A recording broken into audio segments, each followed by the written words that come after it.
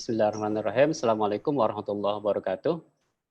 Selamat datang semuanya kepada para peserta webinar kali ini, Project Based Learning. Kita di sini mungkin akan sedikit berdiskusi, ya. Di sini kita posisinya tidak mengajarkan, tetapi bagaimana kita sharing apa yang telah kita lakukan. Kemudian kita ingin ada masukan dari rekan-rekan semuanya. Baik, sebentar. Ini belum aktif sharing screen-nya. Oke.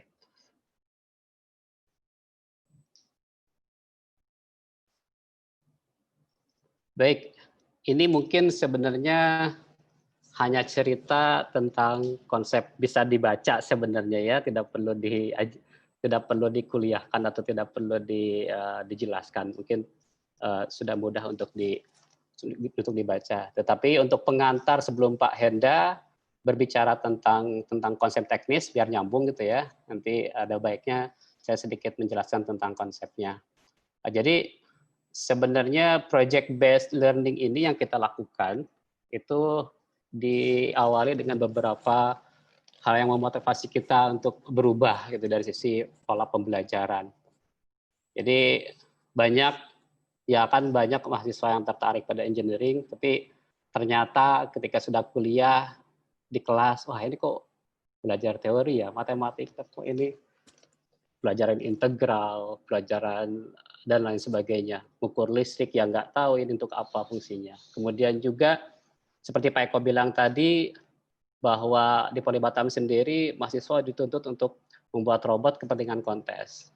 Tetapi tidak ada pengakuan dari sisi pembelajaran di program studi. Akhirnya ngantuknya mahasiswa tidak diberikan reward terhadap nilai apa yang telah mereka lakukan. Kemudian isu dari 21st century skills itu ya, terkait dengan bahwa kemampuan yang harus dimiliki oleh mahasiswa atau yang mahasiswa sekarang atau siapapun ya, sumber daya manusia sekarang itu ya sangat penting sekali memiliki kemampuan learning skills, literacy skills, dan life skills. Nanti mungkin Pak Henda akan sedikit menjelaskan konsep bagaimana di lapangannya ini diterapkan. Kemudian juga ada perkembangan teknologi ini membuat bahwa alat-alat yang ada di luar itu tidak bisa kita imbangi dengan perangkat yang ada di kampus, gitu ya. Sehingga misalkan di luar sana teknologinya sudah industri 4.0, drone dan lain sebagainya, sementara di kampus mungkin alat praktikumnya hanya seputar ukur arus, ukur tegangan, lain sebagainya, hanya sebatas yang mungkin di luar itu sudah levelnya lebih tinggi lagi. Sehingga itu yang mendrive kita untuk berubah pola pembelajarannya. Di sisi lain juga ada ekspektasi dan ternyata peran modern engineer itu berubah di abad 2021 ini. Di abad 2021 ini. Nah, sebenarnya ini konsep ini kita terapkan di bidang engineer. Jadi mungkin mohon maaf kepada teman-teman yang non engineer, bisa nanti bagaimana polanya diterapkan di bidang non engineering. Nah, dari sisi pendidikan, bahwa pendidikan teknik ini kan outputnya itu ingin menghasilkan lulusan yang bisa berprofesi sebagai engineer. Apa dan siapa engineer itu? Ya mungkin kita semuanya sudah tahu, di mana dia seseorang yang telah memiliki kemampuan teknis yang cukup mumpuni digabungkan dengan kemampuan komunikasi yang sangat baik. Kemudian karena 21st century sekarang itu modern engineer menjadi berubah perannya, sehingga modern engineer itu dia terlibat dalam semua semua fase life cycle produk, mulai proses dan sistem, mulai dari yang sistem yang paling sederhana sampai yang paling kompleks, di mana mereka ya mulai melakukan proses pengembangan ide, menyusun atau conceive, kemudian merancang, menerapkan, mengoperasikan. Itu semua life cycle produk itu modern engineering terlibat langsung. sisi lain juga bahwa modern engineer ini dia bekerja harus dalam tim. Nggak ada sekarang itu yang bekerja sendiri gitu ya. Sehingga kemampuan bagaimana teamwork, bagaimana komunikasi, bagaimana mengelola dalam sebuah proyek itu menjadi sebuah yang lebih penting. Ada 4 tahap sebenarnya yang dilakukan oleh modern engineering, seperti modern engineer ini ya, insinyur modern lah gitu ya. Jadi ada conceive, design, implement, operate gitu ya. Mengembangkan ide itu terkait dengan bagaimana kita mendefinisikan pelanggan, mempertimbangkan teknologi, strategi perusahaan, regulasi dan sebagainya. Itu adalah tahap di mana mengembangkan ide atau conceive ini kita lakukan atau dilakukan oleh insinyur. Kemudian perancangan bagaimana kita mengimplementasikan atau dari ide-ide tersebut bagaimana kita merancang agar menjadi sesuatu yang bisa kita manfaatkan atau kita gunakan di masyarakat.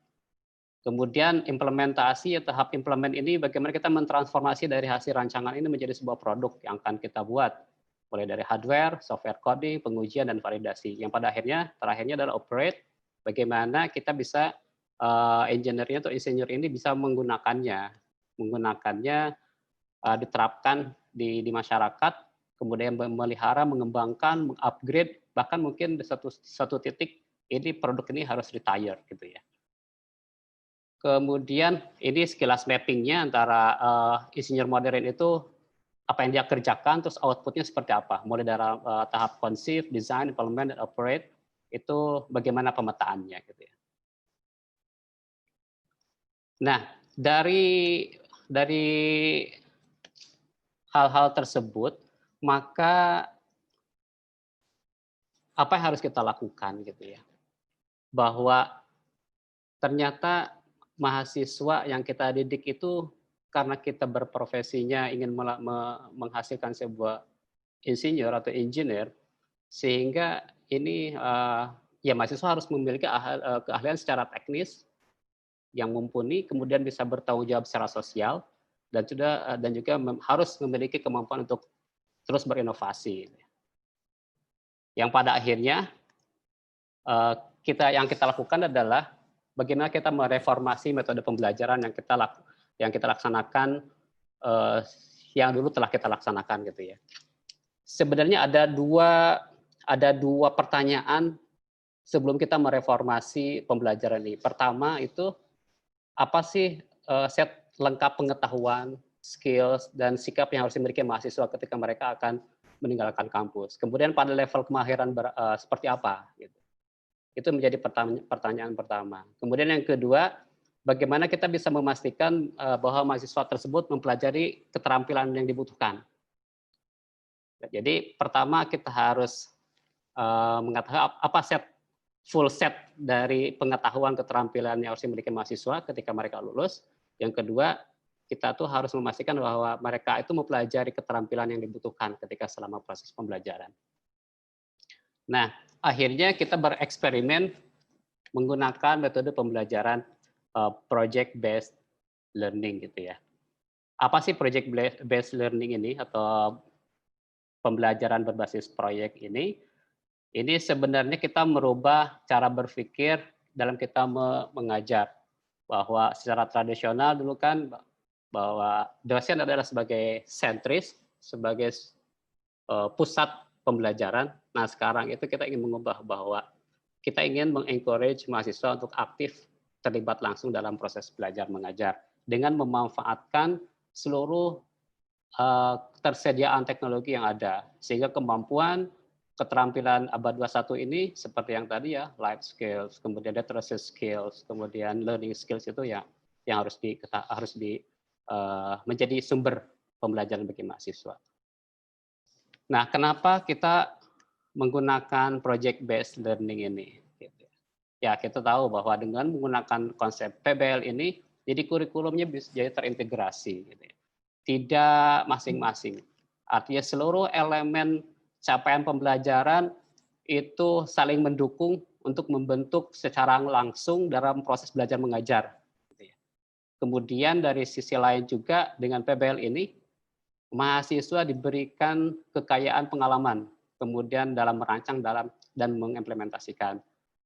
Pembelajarannya aktif, fleksibel, kapanpun, dimanapun, mereka bisa memanage mereka sendiri, dan sistem ruang pembelajaran pun menjadi lebih terintegrasi, ruang kelas, lab, dan ruang kerja yang lainnya terintegrasi gitu ya. Kemudian manfaatnya gitu ya.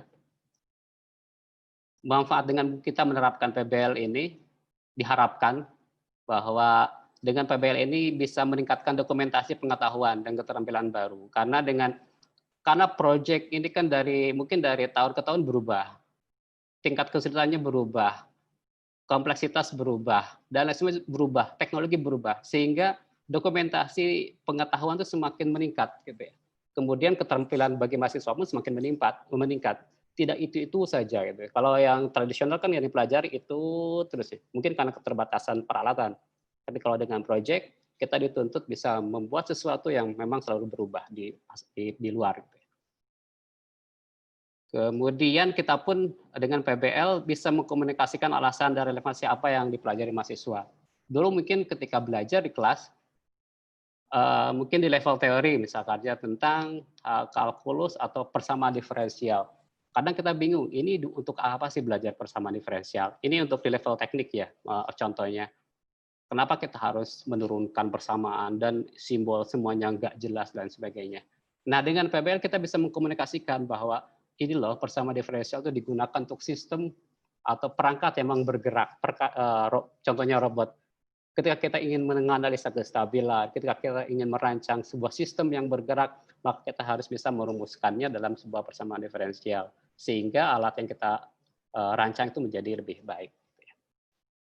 Nah, dengan konsep ini diharapkan gitu ya, yang tadinya ketika mahasiswa tahun pertama ini masuk ke program studi teknik gitu ya contohnya, ini tidak termotivasi pada bidang teknik, nggak jelas, ini belajarannya katanya teknik, belajarannya teori terus disuruh A, B, C nggak ngerti, nggak paham untuk ngukur-ngukur, nggak tahu juga. Gitu. Nah dengan metode PBL ini mudah-mudahan bisa mentransformasi kondisi tersebut sehingga diharapkan mahasiswa ini menjadi inovator bidang teknik dengan tujuan sosial. Siap menjadi engineer, seimbang antara teori dan praktek gitu ya, di-drive untuk selalu inovatif dan mampu untuk bekerja dalam tim, baik itu levelnya secara multidisiplin atau multinasional. Karena ketika kita bekerja dalam sebuah proyek, mungkin keterlibatannya bukan di tim itu saja, tetapi kita bisa juga terlibat di proyek yang sejenis yang di luar sana, sehingga komunikasi dengan dunia luar pun menjadi lebih memungkinkan gitu ya, dan lebih cenderung kita malah sharing data, sharing pengalaman dengan orang-orang luar di Indonesia pun itu menjadi lebih memungkinkan. Nah, apa elemen penting PBL ini? Ada 8 pilar yang mungkin nanti bisa dibaca ya. Nah, yang membedakan antara tradisional dan project based learning ini, kalau dulu tradisional itu kan mahasiswa terlibat dalam pembelajarannya itu sedikit, gitu ya. Hanya mungkin dalam creating, improving, processing. Tapi dalam planning, meneliti, kemudian mengkaji apa yang harus dipelajari, itu mungkin tidak terlalu terlibat. Dosen yang banyak terlibat. Tapi di project based learning, semua itu mahasiswa yang sebagai peran utamanya. Dosen hanya sebagai coach-nya, sebagai coaching-nya, supervisor-nya gitu ya. Kemudian bahwa di dalam pembelajaran berbasis project ini pembelajarannya holistik gitu ya. Personal skills dan interpersonal skills itu dipelajari atau sesuatu yang harus dikuasai oleh mahasiswa. Sisi kemampuan hard skill-nya, soft skill-nya gitu ya. Kemudian interpersonal skills-nya juga. Sehingga kalau kita lihat perbedaannya antara tradisional teaching dengan project based learning, kalau traditional teaching kan misalkan kita melakukan perkuliahan, pembelajaran di kelas, ada kuis, kuliah lagi, ada aktivitas lagi, kuis, dan seterusnya, kemudian ujian. sudah. Mungkin ada beberapa mata kuliah yang ada proyeknya. Dan itu pun waktunya sempit gitu ya. Sehingga proyek yang dilakukannya itu relatif sederhana gitu. Mungkin tidak terlalu banyak bisa dimanfaatkan oleh masyarakat. Tetapi ketika menggunakan project based learning, bahwa kita sudah melakukan proses inisiasi apa yang dibutuhkan oleh masyarakat, apa yang dibutuhkan oleh luar, kemudian kita define project-nya apa, kemudian kita gali ide-idenya bagaimana, kemudian kita buat perencanaannya, dan itu adalah proses pembelajaran. Sampai pada akhirnya bahwa semua aktivitas itu aktivitas belajar. Yang pada akhirnya proyeknya selesai, ada produknya, dan itu yang langsung bisa diberikan ke masyarakat. Nah, kalau kita ingin lihat, mungkin nanti Pak Henda akan berbicara teknis bagaimana keterlibatan mata kuliah dalam sebuah proyek, dalam satu prodi atau lintas program studi. Di sini misalkan ada proyek A, di mana prodi A, prodi E, B, prodi C, ada mata kuliah A, B, C, D, E. Nah, ini bisa jadi prodi A itu seluruh mata kuliahnya mendukung ke proyek A. Mungkin prodi B hanya beberapa mata kuliah. Prodi C mungkin hanya satu mata kuliah. Jadi ini lebih fleksibel sehingga keterlibatan seluruh prodi itu sangat memungkinkan. Nah, dalam pelaksanaannya bahwa proyek ini yang pada akhirnya bisa jadi outputnya itu adalah lulus mata kuliah, bisa jadi outputnya adalah lulus pendidikan di politekniknya, yaitu yudisium. Kalau mereka adalah mahasiswa semester akhir, ya berarti mereka lulus dalam pendidikan di politeknik. Tapi kalau mereka adalah mahasiswa masih tahun-tahun di bawahnya, ya berarti lulus mata kuliah. Nah, ini konsep kerangka berpikir yang kita kembangkan di project based learning gitu ya. Ada 4 tahapan yang kita lakukan dalam proses pengembangan proyek pembelajaran berbasis proyek ini: conceive, design, implement, dan operate. Pengembangan ide, perancangan, kemudian implementasi dalam sebuah mentransformasi desain menjadi sebuah perangkat hardware, kemudian kita melakukan bagaimana mengoperasikan di masyarakatnya. Konsep kerangka berpikirnya adalah bagaimana kita itu harus peka gitu ya, sehingga keluar empatinya. Di luar itu banyak, misalkan sesuatu yang bisa kita gali, kita kembangkan gitu ya, sehingga itu akan mendrive empati kita.